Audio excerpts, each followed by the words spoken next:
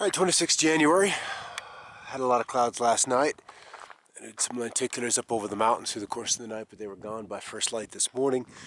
And now we're left still with the storm coming in from the west, but it looks like we're in a bit of a break where we're getting some sunshine today, but the high clouds have certainly been through it.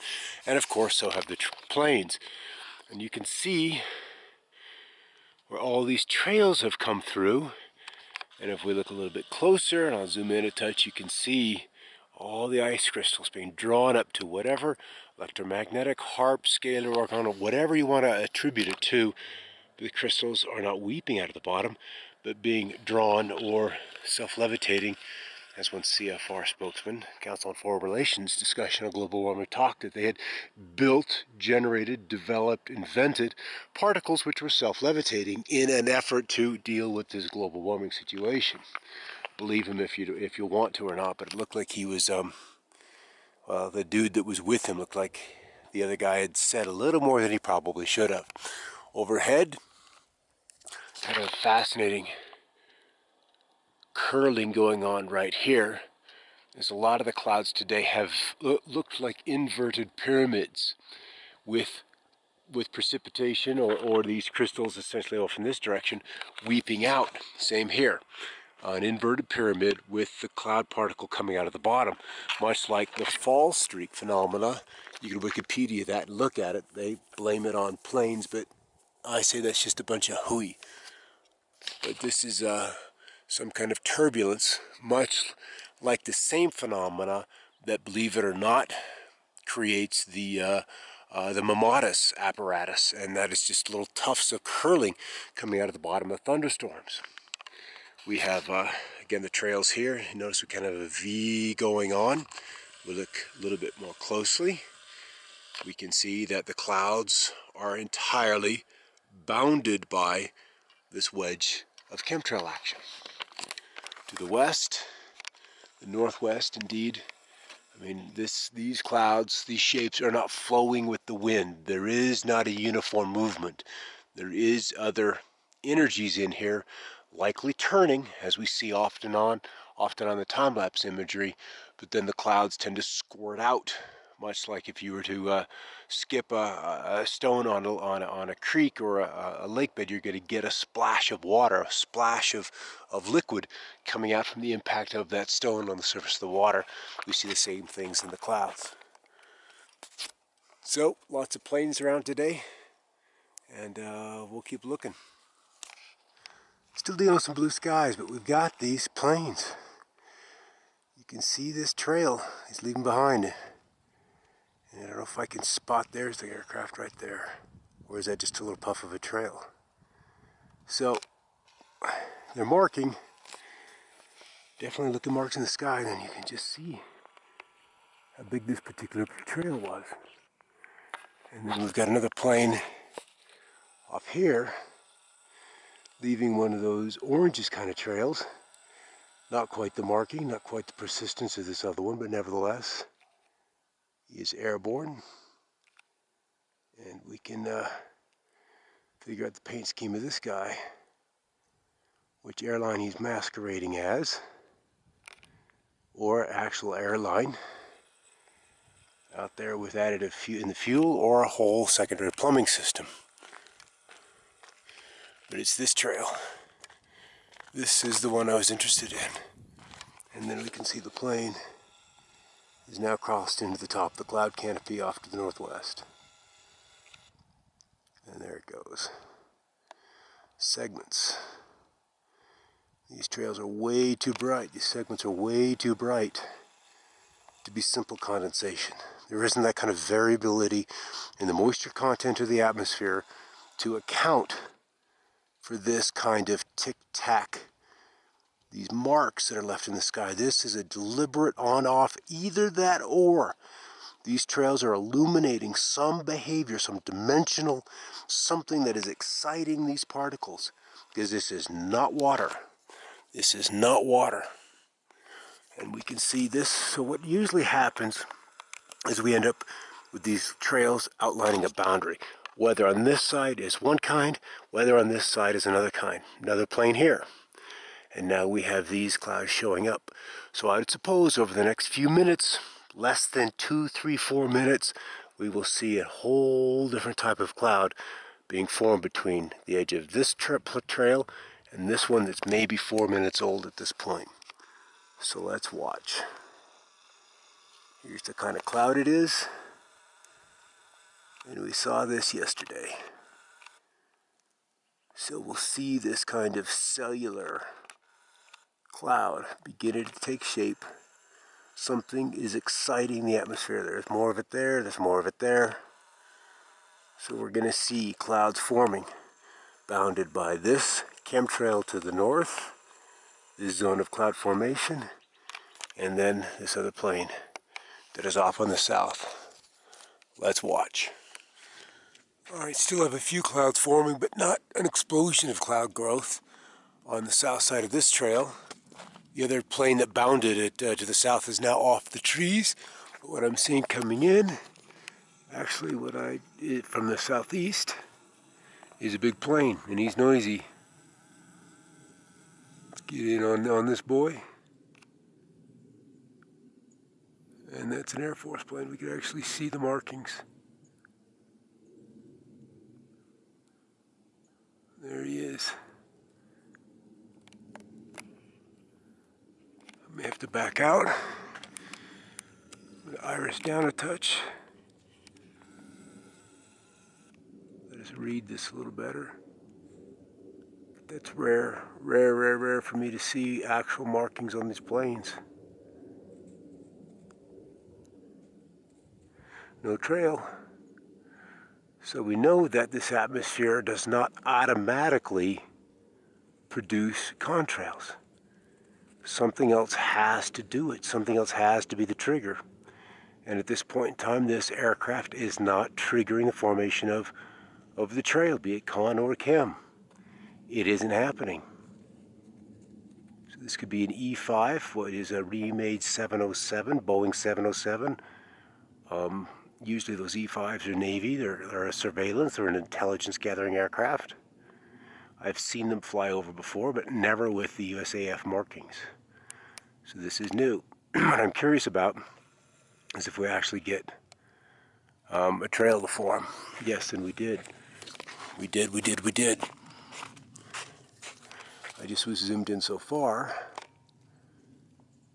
There it is, there's the trail. There's our plane. And then here's this little tick of a trail, essentially nearly overhead. So I'm going to push in, see if we can't get another on-off cycle.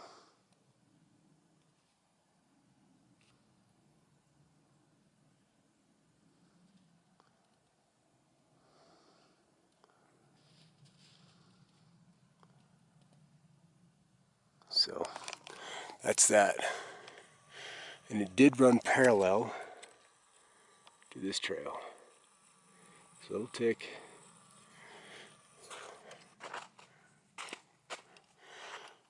And so now there's the clouds I've been watching that did not really develop any further. Just didn't happen. A few minutes have passed, still a few clouds in existence. The trail left by that USAF aircraft is still persisting, so it hasn't sublimated out if it were just vapor. And then the chemtrail is continuing to trek on to the northeast. Now that the ridge axis has passed to our east, we are now in a southerly flow, and our temperatures have gone from single digits for day after day after day since Christmas. And now we're finally popping up in the 40s and melting some snow. Hallelujah. Clouds continue to advance in from the west. We've got all kinds of cirrus formations working together. Some look like they're little wave tops. We have little peaks in here, little bubbles with peaks coming off of them, like they're being stirred up. But what really caught my attention was down on this horizon. So we were seeing the clouds come in and do all of these zigzags, all of these 90-degree angles in and off to the right. This, for me, years ago, was a big sign that what we thought were fluid dynamics operating in the atmosphere simply is not the case, that there is some force, some energy that is coming in at right angles. Right angles. There's some point, and this is, I believe, one of the reasons why we see so many of the chemtrail flights coming across each other at precisely 90-degree angles. And we see this same pattern, 90 degrees, these right angles in the clouds. This should not happen in the atmosphere. Regardless of what you think about the potential of the ability of the powers that be or whomever might be doing this to affect change in the weather, we see this profoundly in the clouds. Clouds in the shapes of squares. You don't get squares holding their integrity, holding their shape for seconds, minutes, hours, unless there is some other resonance that is being introduced into the sky. And this is what we see day after day after day across not only the United States and Canada, but Mexico, the Pacific, the Atlantic, the Indian Ocean, the Europe, and into Australia. This is a global phenomenon. Valley in the sky goes on. We've got, again, some cirrus in the sky. It's kind of different, all kinds of different patterns. But as I cruise off to the south, I'm seeing, and as I wander through here, this big trail. And it doesn't look like all the other trails. It almost looks like, well, it looks pretty uniform now, but out the window a bit ago, it looked like there was a couple of planes that made it. Like there were 4 planes, 1, 2, 3, 4. And now the trails are just merging into one. You can see the gap here. Plane comes in, hits the western edge of it. Pretty precisely. Now another plane has come along, this one with a much smaller, non-persistent trail. But nevertheless, it remains a part of the program, as he's on a parallel flight to this guy. And so this one went through the opening. You see a little bit of a sundog showing up there. The plane comes along. And so it's just a ballet in the sky. There's a program. And they're always constantly measuring, evaluating what the atmosphere is doing from moment to moment. And this isn't just in the States, as I said before. This is global. Kind of here analyzing these trails and how they're behaving. And the one I'm focused in now looks like it's being dragged off to the west or to the lower right part of the screen. And this one has a little different dispersion pattern than, say, this guy. So they each seem to be attached to either a different resonance pattern, like say these particles are smaller than these particles, so they're attaching to a different resonance in the atmosphere. These ones definitely appear to be drifting off to the right or to the west.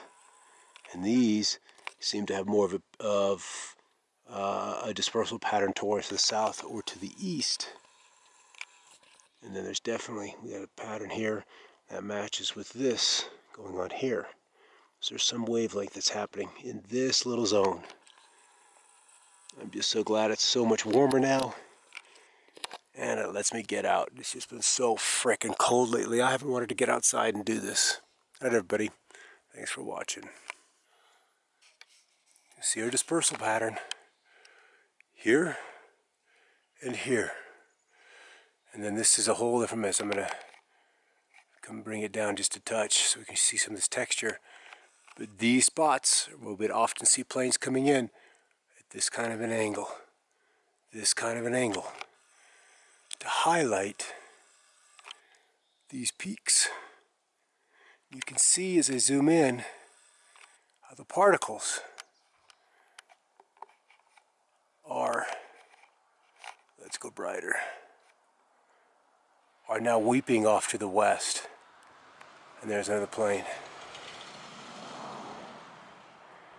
And then here's where our 4 aircraft were, or what I believe were 4 aircraft, how that trail is remaining intact.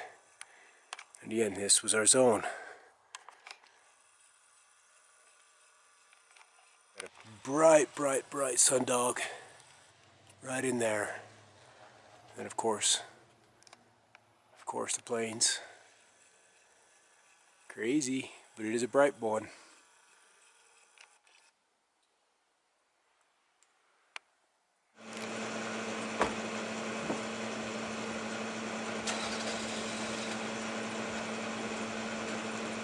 The full wingspan.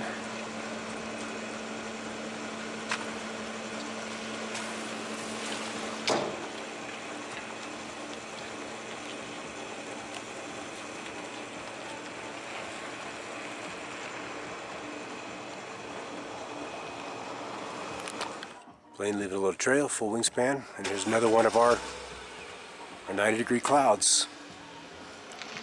Another one.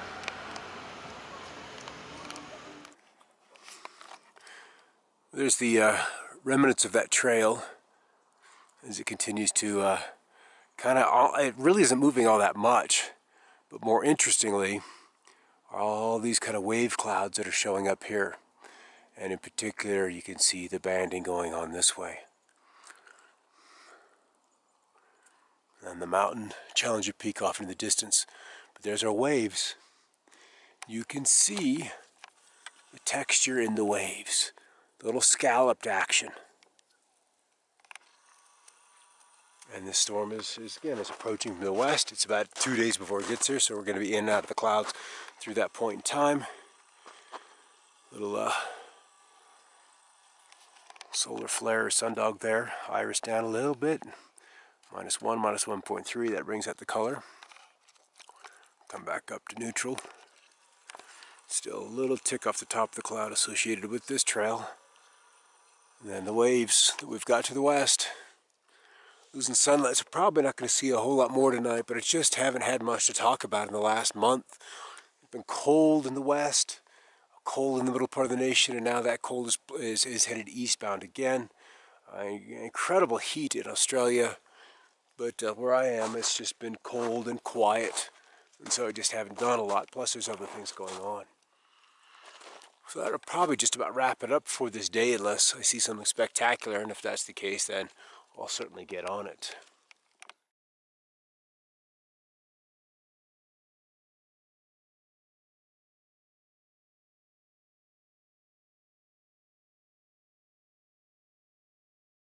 Just noticing how this trail, boom, boom, boom, right there, it's kind of how it was merged into the top of this deck of clouds. And there's all kind of waves coming off the top of these clouds here. These darker ones there, wave, wave, wave, wave, wave. But then this trail, at the bottom of it, has the crystals coming out at a 90-degree angle, trailing off to the south and west. So it's like this whole cloud, this whole trail is moving one direction, maybe this way, and then the trails, the crystals are weeping out behind, much like these cirrus clouds here. These little bursts are racing along. You'll see them in time-lapse day after a bloody day, and the crystals trailing off behind. And same thing, this whole cloud deck is moving off to the northeast.